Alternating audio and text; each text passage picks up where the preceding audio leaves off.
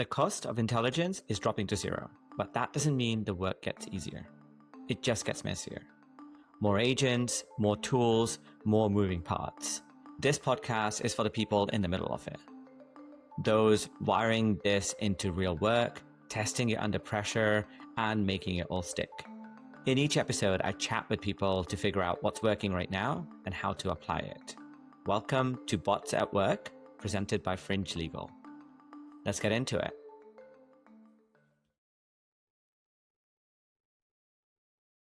Ted, welcome to the pod. Thanks for having me, Ab. I'm excited to sit on the other side of the mic this time. The last time we did this, I think you were interviewing me, so I get to ask you a couple of questions, and really excited and looking forward to this conversation. And I wondered if we can just dive right in. You host a pretty popular podcast. I think you guys just crossed 100 episodes. So congrats on that. That means you get to speak to a ton of people, both on and off the record, I'm sure. I think that the topic at the moment, certainly in the legal tech circles and elsewhere, is this idea of vibe coding. And for anyone who doesn't know, vibe coding, it originated as a term, at the beginning of 2025, and it skyrocketed as a term initially for sort of anyone and everyone. It's sort of streamed off into true vibe coding, which is normal people like me just telling an IDE to write code, as well as developers using it to do more agentic coding. I think that's how I differentiate it. But what are your thoughts? What do you think of all of this? Do you think this allows people to now create their own software, and this is going to be the end of enterprise SaaS, and that's it? Should all just pack our bags?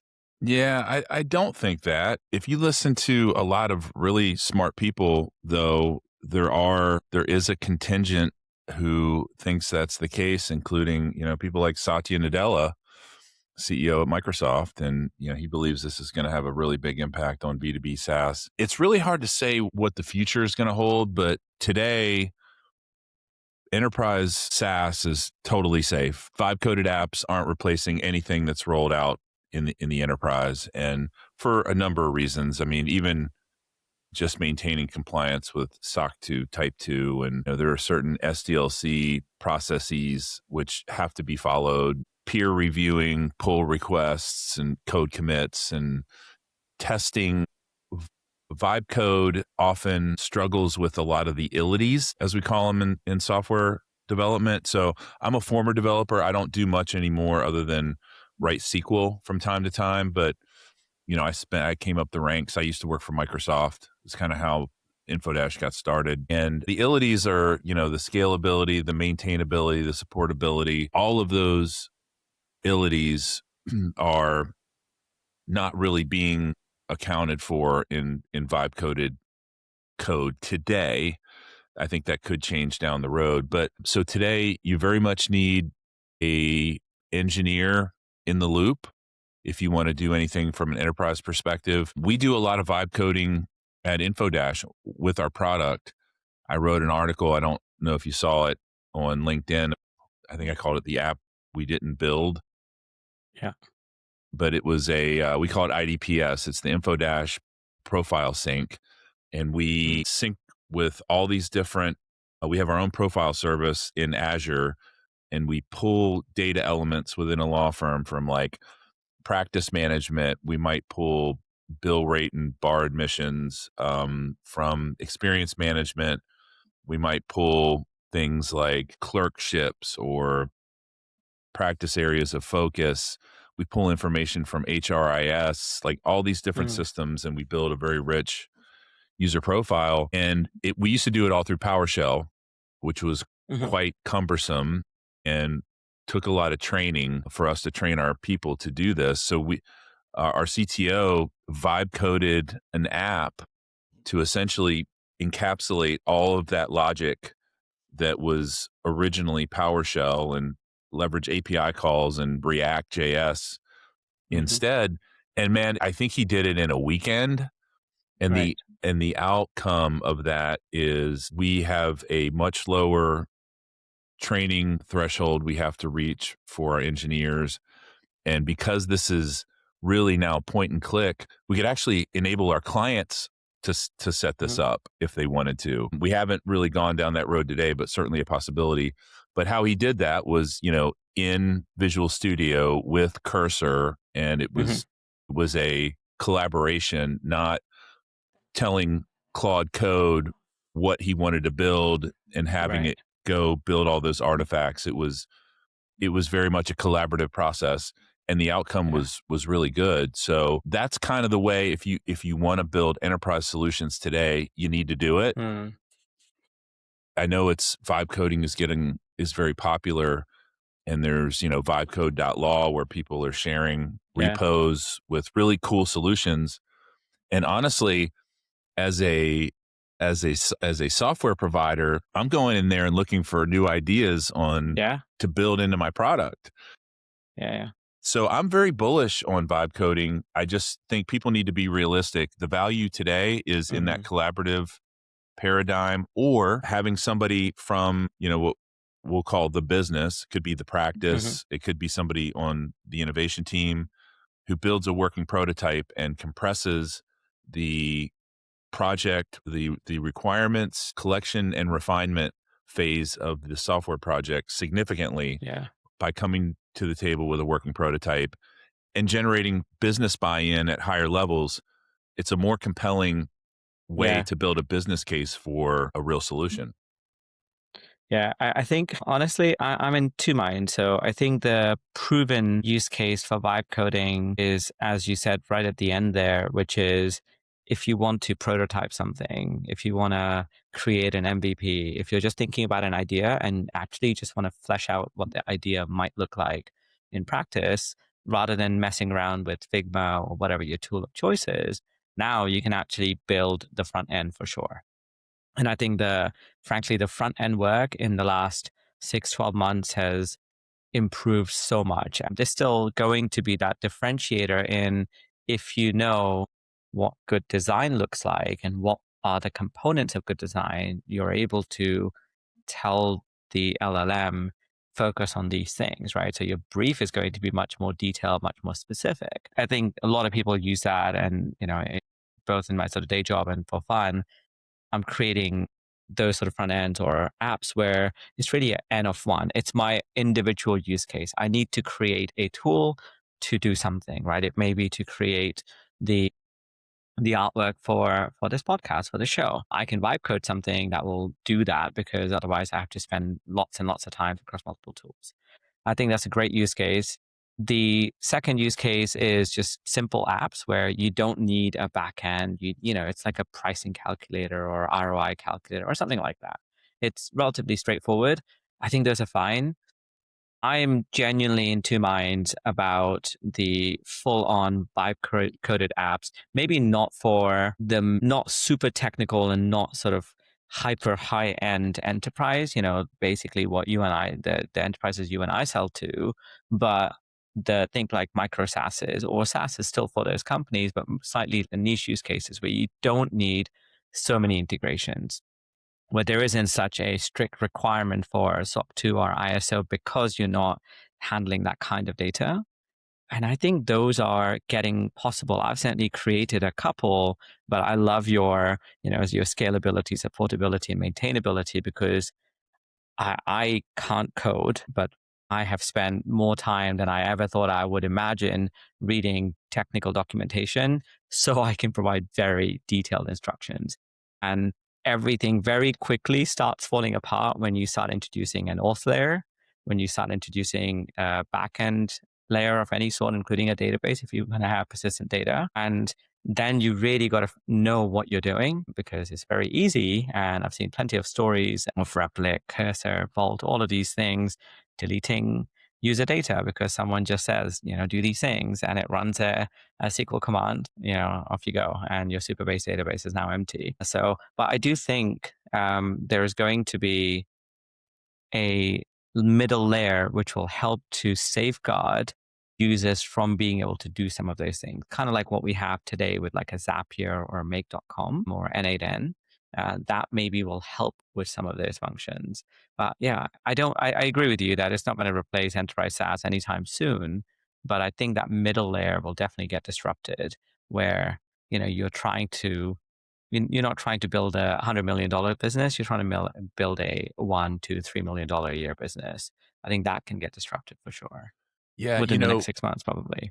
what's interesting is as part of InfoDash, we're an intranet and extranet platform, Mm, and we have a layer in our architecture. So we deploy in the client's tenant, so in their M365 an Azure mhm, tenant, and we have an Azure appliance that we call Integration Hub. And we built this, I mean, it's been around for years. And the purpose of so it has tentacles into all the back office systems at a law firm. PMS, DMS, CRM, HRIS, experience management, the whole gamut. And we use it because it hydrates our web parts for the front end. Well, it right. turns out and it's security trimmed and it respects ethical wall boundaries. Well, it turns out it's also a great kind of back plane for vibe coding. Mm, And like we never envisioned that being a use case. It just kind of happened that way. And yeah. now we're having internal discussions like, wow, should we package this up standalone, Right. create an admin panel and just sell it? We haven't made Yeah. any decisions about that. If listeners might not like this, but I think the vibe coding thing right now is very hot, has some fad like properties to it. And I think it's fascinating, and this is something that we've never been able to do before, but how it's going to come into play long term is a little bit unclear. I don't Of think course. that like lawyers who bill $600-800 an hour should be spending their time in Claude Code, installing Node and Git Bash, and I just don't think that's where things are going to end up long term. But it is fun, and there is some value to Yeah. it. It's just we'll see kind of where things shake out. Yeah, I mean, there's obviously that novelty factor, and look, honestly, for a lot of people, and I'm putting myself in that bucket because, unlike you, as I said, I couldn't code, and not that I can now, but I now feel like I have a small sense of the superpowers that developers have, where they can create something out of thought, right? And it is a magical thing. So, and I know we just jumped straight into it. So let's go back a couple of steps. Would you mind just giving a quick intro to all the many hats that you wear? Sure. So, Ted Theodoropoulos, I'm the CEO of InfoDash. We are a legal intranet and extranet provider. We've been in business for about 4 years. We spun off from a company called Acrowire that was started in 2008, and we were a consulting organization. So we built Mm, bespoke intranets and extranets for law firms for the first 14 years of our existence until we productized. So I've been in the legal space for a long time, close to 20 years. And we have, and I think we're up to 53, 54 AmLaw clients at InfoDash now. So nice. about 1 in 4 AmLaw firms use us. I've worked with way more than half the AmLaw. I stopped counting at Yeah. 110. I think I might have told you that story. It gets complicated with law firms when they start to merge. Like when two Yeah. am law firms become one, do you count that as three or one? Like I don't know. I was like, all right, more than half. We'll say that. And so I've had a good cross sectional view over the years Yeah. into how, and our primary audience is knowledge management and innovation Mm, professionals in law firms. A little bit of IT, a little bit of communications, marketing, a little bit sometimes into the practice when we start talking about extranet. But yeah, mm, I've had a really good cross sectional view, and the podcast. I'm the host of the Legal Innovation Spotlight podcast. We're about a little over 100 episodes in, and I learned so much. Probably like you have guests on, and you learn new perspectives and new ways yeah. of thinking.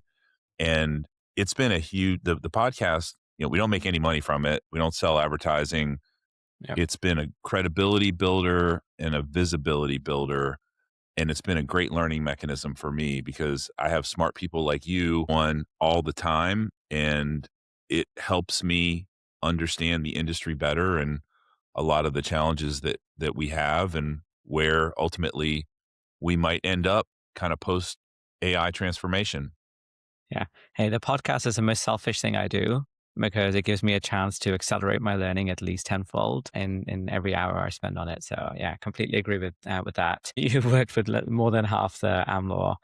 So let's talk a little bit about that. So I'm curious. You posted something on LinkedIn a few days ago, I think last week, around how much or actually how little investment there is in technology. And you ended that post with, whether we're investing in change fast enough to stay ahead of the transformation that the legal services industry is seeing. And I'll link to the post in the show notes. But I'm curious and this is a sensitive topic, but, in conversations with law firms, with K&I individuals, with IT, do you feel that they're keeping up with the pace of change, both from a learning perspective, and then, of course, then there's the really hard part of convincing the business to do something and implement, which, admittedly, it's a very hard thing to do for them as well. But where do you think that's going? Yeah, so I'll start with the budget that firms are Mm, allocating. So the Citibank and Hildebrand do a annual survey, and the 2026 survey came out. And these are 2024 numbers, but still year and a half plus from the Chat GPT moment. Law firms spend on average 2.4% of revenue on all technology. That includes, outsourced consultants and resources, infrastructure, 2.4%. And it's a pretty small number relative to knowledge industry peers. So mhm, the professional services spends about twice that. And now the numbers will be, I'm sure, much higher. So they grew from 2023 to 2024, spending grew about 10%, just under 10%. mm, That's the fastest it's ever grown. yeah. So are law firms spending more? The answer is a resounding yes. Are Mhm, they spending fast enough? That's up for debate. My take on that is the answer is no. And the reason is historically law firms have underinvested relative to their peers for decades, right? mm, Legal has a well-earned reputation of being kind of a Luddite industry, and they've earned it. Law firms have earned it, and yeah. it's Right, not right. really to say anything that's not really throwing shade. Like, what really has been a compelling technology that law firms haven't embraced? Cloud is definitely one of them. They were way too Mm, slow to move to the cloud, but OCGs were part of the friction in firms moving to the cloud. Obviously, big transformation with the digitalization of research, email. There hasn't been any real game changing other than those three that I just mentioned. There really hasn't been any yeah. game changing tech that, And I'll be honest, like on the cloud thing, I see the ILTA survey that comes out every year, and I think I sort of have to just roll my eyes every time I see the cloud adoption. I get on one hand that it takes time because you have to migrate significant amount of data, right? That's not the issue in a lot of instances, and thankfully most firms have now caught up. For so long, as you said, it was so slow where they almost it felt like many firms were living in denial, like as if cloud is just some passing fad. It's like, we'll just wait and see to see if it sticks around. It's like, well, a decade has passed. It's sticking around. Your clients are using it, so it's definitely sticking around. And I do fear, although I'm not seeing as many signs with Gen AI use, with what's happening with large language models. So at least it's not doesn't feel like it's following the same patterns, but that's certainly a fear of mine and something I'm watching and looking out for a pattern there. yeah, there were many firms who wore their anti-cloud status as a badge of Yeah, honor. I mean, yeah. many big firms like AmLaw 50. In fact, there was one CIO who literally said, this is like an AmLaw 20 firm, my firm will be the last one to move to the cloud. And what's interesting is that he wasn't wrong because they're just starting their journey right now. Yeah, it's So crazy. it was like a badge of honor. I have a theory on like IT leadership in legal, and I don't even know if it's a theory. I got real data to support this, not in a spreadsheet, but just throughout the years. Mhm. Many leaders in the business of law functions were literally handpicked because of their resistance to change. I'm telling you, and how I know that is because I've got friends who are CIOs and they've told me, Ted, my job is to keep the lights on and spend as little money as possible. That's my Right. job. And now you're taking somebody who was literally handpicked because of their resistance to change, and you're going, hey, we're going to change everything with Gen AI and move into the cloud. And Right. like, okay, is that the best person to be sitting in that seat? Can people change? Yeah, but change is hard. So I think we've got a lot of cultural inertia moving in Mm. the opposite direction that's very status quo oriented that we now have to get shifted in a whole new mindset. And man, that's not Yeah.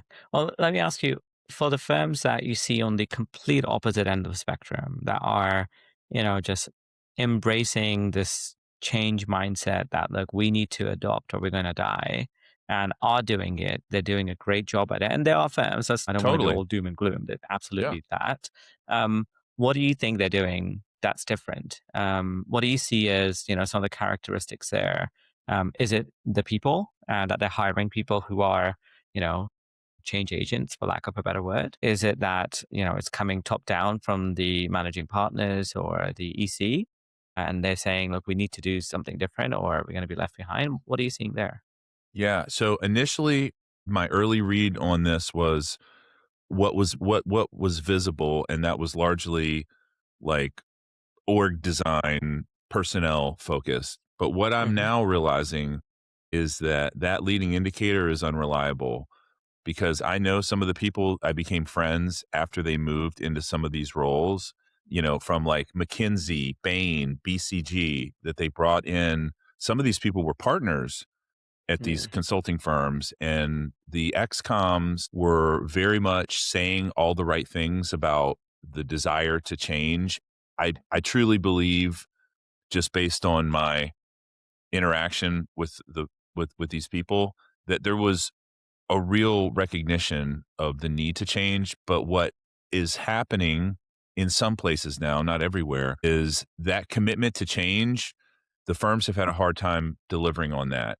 And that's Yeah. not because of leadership, but within the practice itself and within the partnership. I think at the very top, they recognize the need to change. At the executive committee level, there's enough, Absolutely.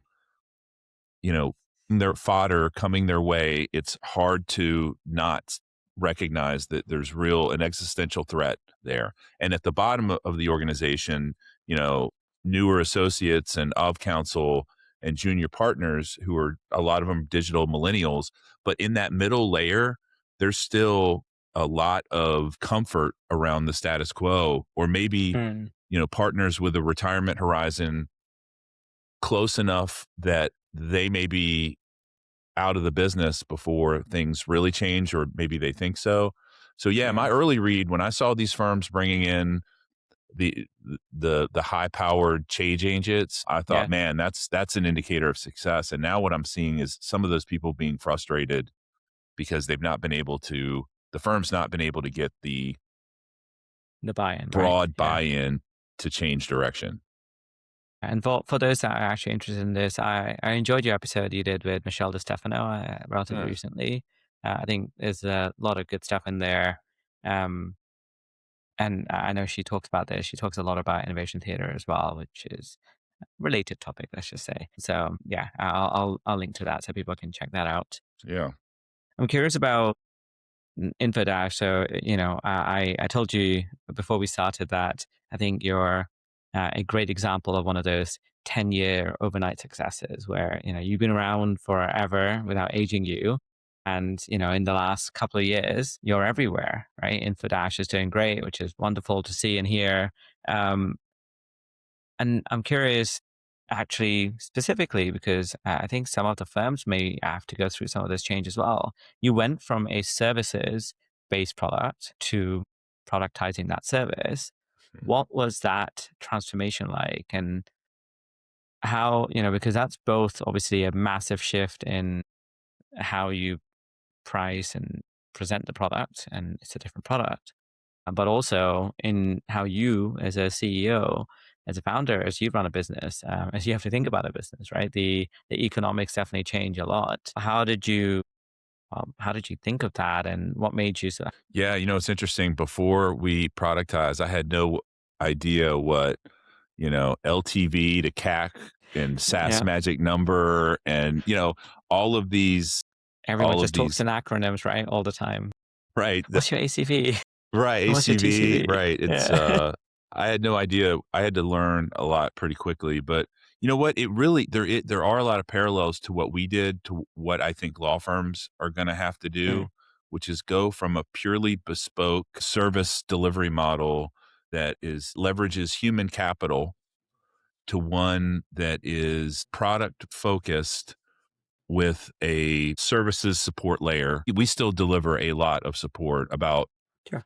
30% of our revenue is services. So we would love for it to be 0%, if I'm being honest, Right.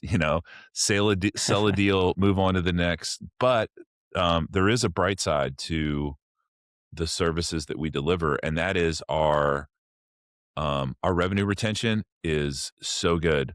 We have Mm, lost 2 customers out of 52, and one of them was uh, bought by another customer. sure. Um, Gibbons bought, or Frost Brown Todd bought Gibbons. Todd That Bought was Gibbons, one. yeah. The other that I won't name was at the smallest end of our spectrum. We do business with firms from 100 attorneys all the way up to thousands. And we Mhm. don't play well towards the bottom of that market Yeah. because they don't have somebody who's responsible for content. And when you're Yeah. dealing with like an intranet project, it's a content heavy project. They sometimes Mm, don't have like any SharePoint skills, or they don't have any Azure infrastructure stood up that we have to tie mm, into. So we don't play well at the lower end. So man, our services and our product is really good too, but you have to do that. That's like a table stakes. Your product has to be yeah, good, for sure.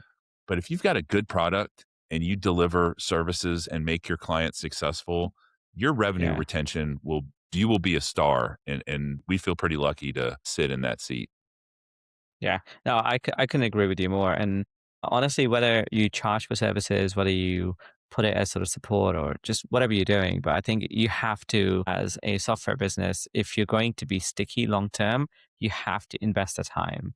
I think there are very few tools where, and it doesn't matter how easy you make the tool, but you can't just give someone access and be like, okay, off you go.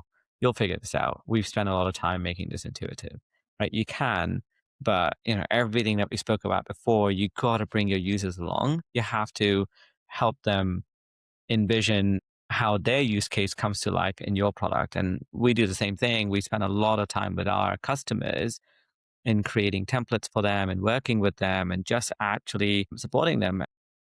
Not only does it help them, it actually also helps us because it means we become embedded with them. We see ideas. We're able to make improvement to the product based on actual real life user stories, which every product team loves to have. So I completely agree with you. Um, what's the long term for you guys? What are you looking to do? I know you're just at the beginning of the journey. Yeah, it's a really good question. Before we get off the topic of services, I saw Mm, just today an article landed in my inbox from A16Z, mhm. which for those that don't know, that's Andreessen Horowitz. They're one of the top Silicon Valley VCs, and the title of the article is the Palantirization of Everything: Pairing Enterprise Software with High Touch Delivery. So, for those that haven't been in the SaaS world for long, investors and acquirers of SaaS businesses have really frowned on services. You get almost no, if you get one times revenue, you're lucky. Usually it's half, or it can even impact the valuation on your Mm, subscription revenue if it's too heavy. And the script has really flipped on that with Palantir started this whole forward deployed engineer yeah. model that now OpenAI is embracing. And now they see the benefit of services. So interesting But article. it's interesting though because I mean if you hear about, especially with a lot of the Gen AI companies, AI native companies now, you do hear a lot in Silicon Valley about can we have a FDE layer, the forward deployed engineer layer, and I have in my draft. I don't want to publish it because I keep going back and forth on whether FDE could work as a concept in legal, and not because it's not right, but I don't think the FDE concept is as easy as people imagine it to be, because it's not just services. The whole point of forward deployed engineers is the engineer is embedded with the customer, and based on the feedback, they don't have to go through the bureaucratic cycles. They're able to make changes to the product to deliver something that's relevant, useful in a much shorter time scale. And we're talking days rather than, weeks or months. I think for many that try this, it's hopefully works for some. But I think for the vast majority, it will just end up becoming a professional services and training rather than actual product improvement.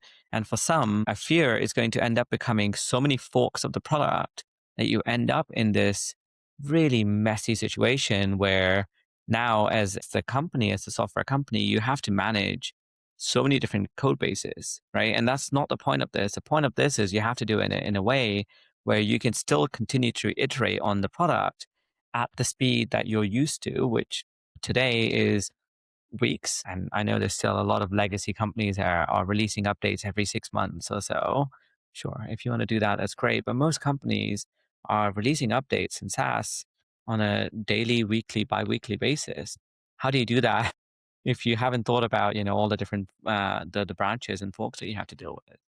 It is a constant struggle. We struggle with this probably as much, if not more, than most legal tech companies, which is what you say yes to in terms of Mhm. customization.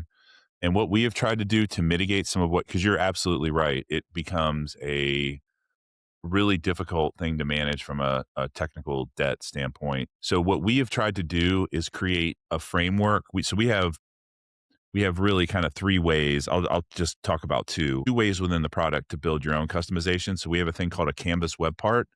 So it has full access to that security trimmed API that respects ethical wall boundaries, and you can write the HTML, CSS, and JavaScript, and you can Mhm. vibe code it as well, which is really cool. Right. So you can build your own presentation layer in InfoDash, and then we have something called bring your own code dynamic components. These are like full stack, Mhm. like React JS solutions that you can deploy and then you can install and then deploy through InfoDash. So it gives the firm a lot of ways to customize without bastardizing the code base Mhm. because they're separate. They're encapsulated. So that but Yeah. back to the forward deployed engineers, part of their job too is not just technical, but it's helping with change management. And change Yeah. management is really one of the hardest parts, and where so many law firms get into trouble, they buy the tech and then they don't understand what's what's required from a management perspective. And if you fail there, it doesn't matter how good your tech is, the project will not succeed. So, yeah, there's a lot of ways to have that role add value. That's a really interesting idea about from a legal perspective. If you had a tech platform, like you're a Crosby, for example, that's Mhm. delivering MSAs and DPAs for these big SaaS companies, and they took one of their lawyers and deployed them like inside enemy lines, like in the law Yeah. firms themselves. Yeah. I'm sorry, in the clients And the themselves clients, right? Yeah. to use the tech. Like that's a really interesting model. Like I've never even contemplated that, but that would be interesting. Yeah. And yeah, I'll be curious to see. I hope someone tries it. I think there are definitely some people have scars from some of the companies that haven't worked out that had some of this idea and maybe were too early. I do think I think it has some legs, but it has to just be a careful and deliberate way to get it done rather than just, let's just stick the Palantir model onto things and see how it works. Yeah. And I totally dodged your other question. So where we're I going. was going to bring it up. Yeah. Don't worry. So You're not off the hook yeah. yet. No, and no, and it's a really good question. I appreciate you asking it. So, what's interesting about what we do, so intranets and extranets, like I hate those terms. They don't even make sense. Like intra means internal facing, extra Right. external facing. Like everything's in the cloud now. Everything is external facing. So we like to call it collaboration. So you're either Mhm. collaborating internally with stakeholders, disseminating firm news, standing up practice pages, committee pages, office pages, client matter pages, having a rich firm directory, all of that, we see a continued need for all of that in big law for quite some time. And then on the extranet side, what we're doing that's a little differently, the incumbent in that space is Hike, and they've got the Hmm. lion's share of the install base, but they have a very air gapped hosted solution that's kind of hard to get data in and out, which when they first deployed it, that was a huge asset because firms were so scared of the cloud. Now Right. they're not. So we deploy our extranet solution in the law firm's tenant and it gets delivered. So integrations are really easy with us. So you could build a dashboard for a client that lists all the open matters, a list of all of the attorneys and their profiles that are billing time to those matters, where they went to law school, who they clerked for, all that kind of stuff.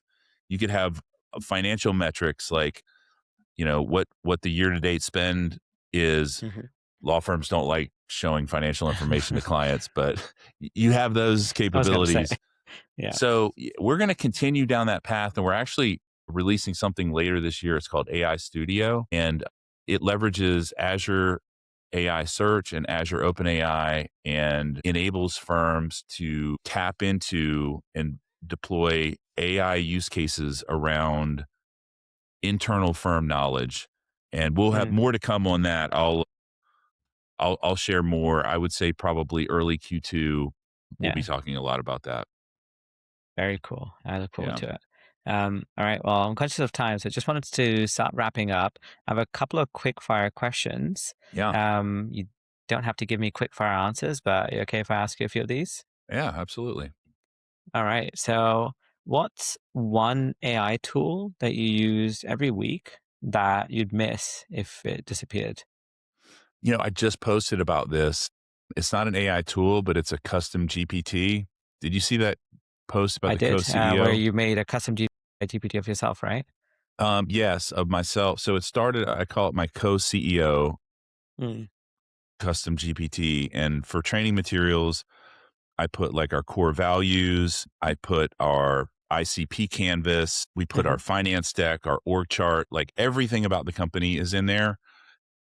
And then it's a thought partner for me. So Hmm. like if I'm contemplating how to position our new AI studio, Yeah. but one thing that it was missing was like information about me. So Mm. I had 7 different personality assessments like culture index, Right. Myers-Briggs, Enneagram, and I wrote this Yeah. big long prompt to combine them all and then ask me questions about anything where there was conflicting data, and it Hmm. created a markdown file that I then imported into that custom Yeah. GPT. And the results are astounding on how differently the tone is now. It warns the GPT of all my bad habits. Like if I Right. get into a really high risk decision making scenario, I tend to overthink and sometimes rabbit hole. And it literally Right. says in there, when Ted is in high risk decision making mode, be aware of. And so it is Right. advising me differently. And Mm. I would really miss it if somebody took that away. That's cool. And by the way, free idea if you want it. So I did something similar, definitely not in as much detail as you did a while ago. But the other thing I did is once I had my master prompt, I took that and I said, now create one which is a mirror image of this. So it's the antithesis of that, because that is more useful to me sometimes as, okay, I already know how I think a lot of the times, but I want to know someone on the other side, what position they would take on a topic. And so I Hmm. get a balance of both. And I actually created a script that puts the two against each other. So in a virtual scenario, it's a command line tool. So you can actually just give them a mock scenario and they just have a conversation with it. And it I gives me like a it. report at the end. Yeah. So when you have a few minutes in your time on Yeah. your hand, you can try and work on that. Cool. What is one task in your job that you think is going to be fully automated within the next, let's say, 2 years? I would say today, the way that I do prepare for my podcast is I have a 30-minute agenda planning call Hmm. and I dig into you went through the process with me. You Hmm. know this. I ask like, "Hey, what are the topics you like to talk about?" And then we explore them. I record the call, then I take the transcript and I have a custom Claude project that builds the agenda. You know what? Hmm. I could see a day where that interview goes away. Basically, I send you some GPT that asks the questions and Yeah. builds the agenda automatically where I don't even have to spend the time. Yeah.